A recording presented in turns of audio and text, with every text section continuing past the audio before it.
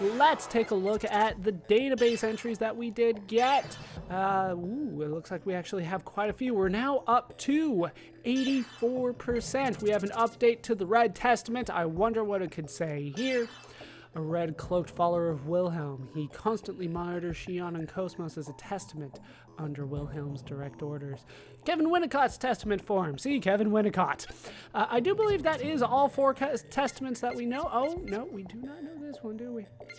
We know Virgil, we know Voyager, and we know Kevin. We do not know the white one. Almost. All right, then we got Kevin Winnicott. That is all stuff that we have seen before. There we go. Having become a testament after his death, he continues to keep watch over Shion and Cosmos. Which is kind of why he's got the red thing at the bottom there. If you notice, they kind of hinted at it in the database. I don't think I caught that before, though. Then we got Suo, Uzuki. Wow, I don't remember how much of this we have seen before. Right, we saw that. There we go. Though initially rigorous in his work, after Suo was contacted by Ormus, he began to issue reports to the Federation government, which served the interests of Ormus, the immigrant fleet, in return for medical treatment for his wife, Aoi. The UTIC organization's budget was expanded at Suo's recommendation, leading to increased armament for Miltia's former autonomous military, the principal force of the UTIC organization. Increasingly stricken by feelings of guilt as a result of this arming of the UTIC organization and Miltia's former government, which had long resented their incorporation into the Federation, Suo made contact with Jin, then a member of the Federation Special Ops, and leaked secret information regarding the UTIC organization, Ormus. Jin passed that information to Lieutenant General Helmer of the Special Ops Command on planet Zavarov, and a troop drop operation onto Miltia was planned.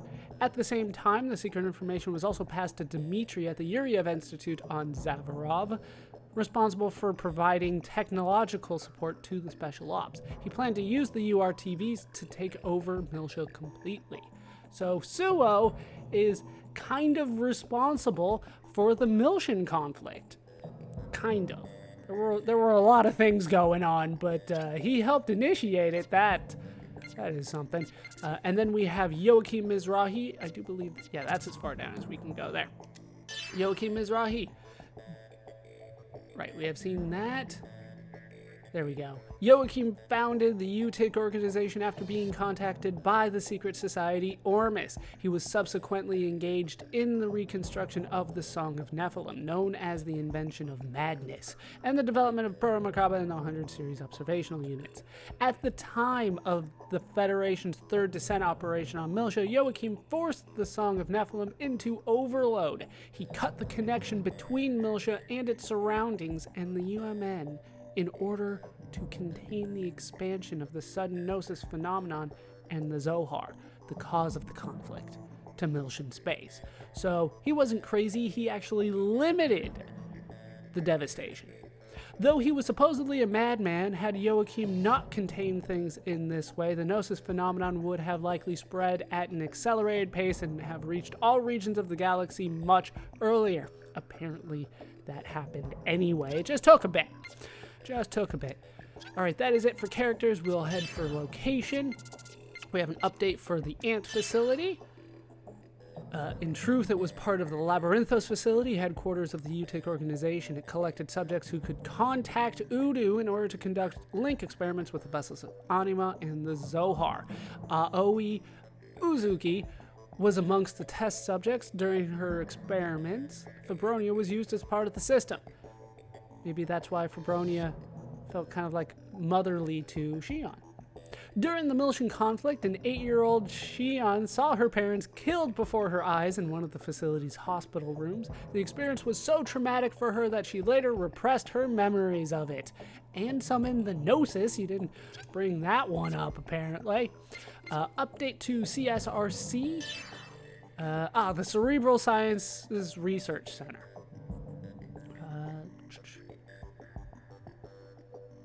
I think we saw that before. In order to analyze the original Zohar, Joachim reconstructed Lemmigeton, which was being stored by Vector, and began design work on the Song of Nephilim and the Udu system. He also produced specialized realians known as transgenic types for use as body donors during the design process. Apparently, the Song of Nephilim is the result of Lemmigeton. Afterwards, a plan was unfurled to use the Zohar as a weapon and energy source. Jurisdiction was transferred from Vector to the Federation government, and it became the UTIC organization, a group under direct governmental control. That is it for locations. Last weapon, an update to the 27 series of Azura. I keep on wanting to say like Azura. That's how they said it though. Their ability to judge and adapt to situations is greater than previous combat realians. They are designed to be able to handle any given situation using their own judgment. They're difficult to calibrate, however, and are still in the testing phase, apparently even 15 years later.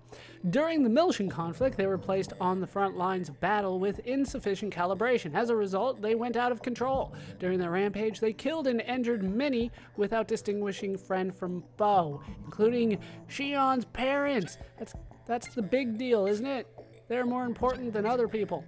And then finally, we do have organizations. Just looks like an update to the UTIC organization here. Official name, the Unknown Territory Interventing and Creation Organization. Shouldn't it be intervening? Either way. After becoming the UTIC organization, I'll just read the whole thing. Its previous incarnation, the Cerebral Sciences Research Center, was founded by Joachim Mizrahi. It was Joachim who proposed it be restructured into the UTIC organization. After becoming the UTIC organization, the group continued its research into using the original Zohar as an energy generator and weapon, as well as performed the development of the 100 series observational units, the Hilbert effect, and combat realians. Aiming to rule the galaxy through command of the Zohar, the group then rebelled against the Federation government and set off the Miltian conflict. Apparently it's their fault. However, Labyrinthos was overrun by the Galaxy Federation descent operations, and the organization's mastermind, Joachim Mizrahi, fell to his death. After the Miltian conflict, it vanished from the center stage of history, but the group itself survived, setting up base on the planetoid Pleroma, gathering information and building up its military power in secret. It leapt back onto center stage in order to obtain the Y data that had been sealed within the 100 series observational unit prototype Momo. Ostensibly, the organization was founded by Joachim Mizrahi, but in truth, everything was under the direction of the Ormus Patriarch. As it was restructured into the UTIC organization, the group expelled nearly all Federation government officials and researchers who had been stationed there as inspectors for the Cerebral Sciences Research Center. It cemented its internal staff with members of Ormus and the old Miltia hierarchy. Hyams, a business affiliated with Ormus, joined the group, taking Vector's place in weapons development and sponsorship. See, that's where you went wrong. You need to stick with Vector. At that time, even Federation Colonel Margulis, UTIC's supreme commander, was already a member of Ormus. From this, one can see that a sizable number of Ormus members had been embedded within the Federation's government and military. And that is it for the database update. Once again, up to 84%. We still have a lot of story to go through, which is actually kind of surprising, considering that we're now on disc 2, and we're not even halfway through the story part of the database. But with that done, I'm going to take this opportunity to save and once again purchase things and equip them and sell old things. With all that done, we're free to explore the ship a little bit more. I don't believe that most people have anything new to say. Not even John Bunny. I know, everybody's favorite bunny. Yeah, eventually you will take care of that. For the time being, we're gonna go somewhere interesting. Like back down to basement number 1. If you remember correctly, we do have all 8 federal reports, so we're gonna be going through that. And we're not gonna make any actual progress anymore. No, that's the cool room. One more down. I keep on thinking that it's there, but I'm one room off. Here is where I want to go. Wait. What do you have to say? The vessel of Anima is back in Asher. How did that happen? That's a good freaking question. The Erde Kaiser generator that the professor attached is still there, so if the vessel of Anima disappears again for some reason, it'll still work. So, they've got like 2 generators in it? That doesn't make all that much sense. Is it this one? Yes, it is. Here at Scott's console, we can check the federal reports. Check 8 files and the database will be updated. We're going to be doing that. Check the files. Check which file. We're going to go through all of them. Federal Report 01. TC 4753. The Federation's first descent operation has started. The objective is to control the UTIC organization. Due to another mission, I was unable to join the descent. My real objective is to acquire Professor Mizrahi's research document, the Y data. My mission will commence as the descent operation progresses. The day I and the Federation acquire the Y data will be the day the UTIC organization leaves Milsha. However, it will be difficult to approach Professor Mizrahi. Not if you've got, like, costumes on. Any carelessness on my part may result in sabotaging my father's function at Labyrinthos. It is probably best to gather information at a city in Milsha. Huh. Now we will check file number 2. I wonder if this person is important. The attitude towards the Galaxy Federation in Milsha seems to be warped due to the propaganda widely distributed by the UTIC organization. There is a large shadow looming, but citizens seem to be hiding from it. The descent operation is divided into 3 phases so that it does not incite disorder among the residents of the theocratic government of Milsha. But continuation of the operation may result in completely alienating the Galaxy Federation from the population, causing the citizens to view us as their enemy. Page 2. However, there are also some among the population who feel animosity towards the violent acts by the UTIC organization. The elderly gentleman that I spoke to in the city described himself as a true Milshan. He is probably a descendant of the immigrant fleet. Whether one is from the immigrant fleet or part of the Galaxy Federation, there is no difference in the voice wanting peace. The day of the second descent operation is fast approaching. So these were just like scattered all along the ground on Milsha. I don't know how we brought them with us now that I think about it. I don't know how we brought anything from Shion's subconscious with us, but that's just how the Encephalon dives have always worked. Alright, file number 3. It has become apparent that there are largely 2 groups among the citizens of the theocratic government of Milsha and those affiliated with the UTIC organization. Those who support and those who have doubts. I describe them as those who have doubts, because although they may question the actions of the organization, the citizens are not allowed to do anything more. At first glance, Milsha may seem like a democracy, but the planet is completely controlled by the UTIC organization. Since current law stipulates the rejection of a fascist regime, as a condition to enter the Galaxy Federation, it can be said that the theocratic government of Milsha is no longer part of the Galaxy Federation. I just hope that we will be able to give some hope to the people on this planet with the descent operation that we are currently planning. I don't think that is how it ended up. Alright, file number 4. Second descent operation has begun. Milsha is now completely a war zone. The Federation has successfully laid down the groundwork for the third descent operation. However, there are several points of which I am not convinced. The number of troops deployed is far below what is necessary. Dmitry Yuriev's influence can be seen in the execution of this operation. He's planning on deploying a new weapon for the next operation, but how effective they would be is yet to be seen. There have also been rumors that the UTIC organization is preparing a new weapon for the next operation as well. It is a mobile weapon craft, utilizing the same vessel of Anima that Lieutenant General Helmer is secretly preparing for the Federation. Both the UTIC organization and the Federation will be deploying weapons utilizing the same architecture. It is highly doubtful that this is a coincidence. I would not be surprised if there is another force that is secretly playing a part in the current situation. Yeah, just one force. Like there were several behind-the-scenes forces here. But yeah, they were both going to be using the ES craft. And they were in the same facility. That was kind of weird. That was number 4? Do number 5, I believe? Yes. I was able to acquire an ID for the acute neurosis treatment facility. The plan is to gather intel necessary to acquire the Y data. According to those within the facility, Professor Mizrahi's research regarding Udu is in its final stages. Professor Mizrahi is apparently mass-producing Realians with special enhancements that allows them to function as an interconnector between humans and Udu at Proto-Merkaba.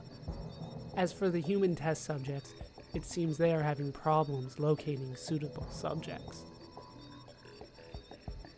The UTIC organization is also putting massive efforts into locating human beings that have an affinity with Realians that are able to link with Udu. My mother, Aoi Uzuki, and they give it away, was taken in by this facility as a suitable subject. I do not want my sister to know the truth. This must be very hard on my father. I will refuse to contemplate this, since it may interfere with my current mission. First, I must locate where the Y data is stored. So, if you hadn't figured it out by now, this is Jin. This is very clearly Jin. You could have kind of guessed that based on the first file, but in file number 5, they just flat out say, "Hey, my name is Jin. I'm a spy. Here, let me take notes and leave them throughout Milsha." Weird. There is a person of interest within the staff of Labyrinthos. His name is Kevin Winnicott, and he seems to be Professor Mizrahi's assistant, but his research subject, basic theory of a strategically multiple operation system that obeys the rules of order, is rather questionable. That's SMOS, just for the record. It seems to be an operating system for an anti-gnosis weapon, but the gnosis phenomenon has only been observed locally, and there are still many unknown factors. Why is there a need to perform a large-scale research on anti-gnosis weapons at this facility? Why are they performing the research on Udu at another facility? According to Realians recalibrated at Proto-Merkaba, a new model of Realians, aside from the current recalibrations, is being developed there. This new model of Realians, known as the 100 series, is said to come equipped with a function known as the Hilbert effect. According to leaked information, this Hilbert effect is used to wipe out the Gnosis.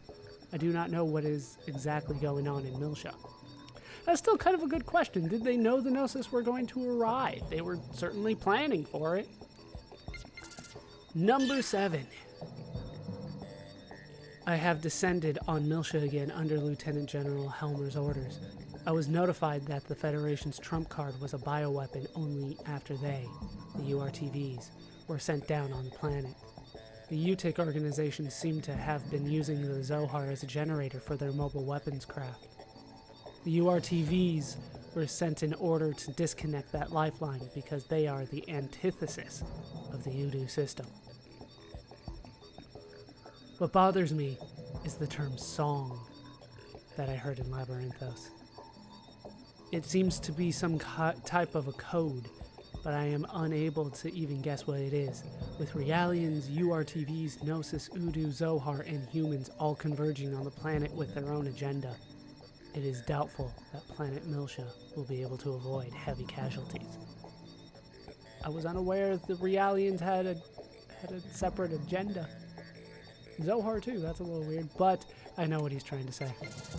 Was that number 7? I don't want to miss any here. Yes. So let's skip through this. It takes a little bit for page 2 to load up. I'm not entirely sure why. All right. That leaves the final one. This will all be worthwhile at the end. I sort of promise. Apparently, the UTIC organization was successful in developing their new mobile weapon craft. According to troops that have already landed, it has surpassed the aims on all levels. The question is who is going to pilot such a craft. It is doubtful that even I would be able to control such a craft. The identity of this pilot bothers me. There can't be anybody better than me, there just can't. I was unable to acquire the Y data, but this data that was given to me by my father. This will not be easy. It's probably time for me to fight that man again. I believe he's talking about Margulis. And so, the beginning of Xenosaga 2 happened. For reading all 8 of those, we do get another update. Congratulations, your database has been updated. And I believe that they said that we got... No, we're done. We are done here. I believe they said that we got a decoder here. We should have. No. No, just update file 03. So let's go ahead and look at that. I am thinking ahead of myself. All right, that fills in a good chunk of the story, which is really just the federal reports. So we will clear those out. Kind of weird that that is the story, but that's the story. Hooray, we did it. How do you feel about that? Oh no, the situation sounds terrible. Please tell Alan to hang in there. What? His perseverance will save Shion. I have faith in him. It's kind of weird that you mentioned me by name when I'm the lead character like that. I believe that is... Oh, no, let's talk to the professor. Ha! Things have gotten interesting. I never thought we'd be caught up in a battle between Ormus and the Federation. But we have the ESs that the genius scientist, reactivated. We're more powerful than ever. I don't see how... What? Like, you didn't make them better. Me shopping made them better. There they are. Just hanging out.